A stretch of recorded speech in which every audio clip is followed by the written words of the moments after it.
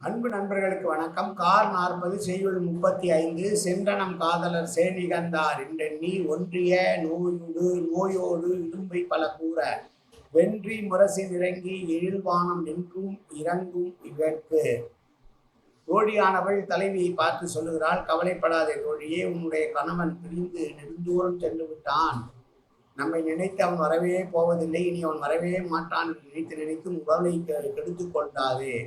உடல் முழுதும் பசப்பு பூத்து போய் உடல் அழைத்து மெலிந்து வருத்தத்தோடு இருக்கிறவருடைய வருத்தத்தை போக்குவதற்காகவே வானமானது மனம் இறங்கி இடிந்து மழையை பெய்கிறது.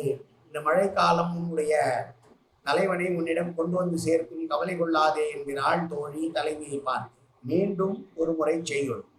சென்ற நம் காதலர் சே நிகந்தார் என்றெண்ணி ஒன்றிய நோயோடு இடும்பை பல கூற வென்றி முரசின் இறங்கி எழில்வானம் நின்றும் இறங்கும் இவருக்கு.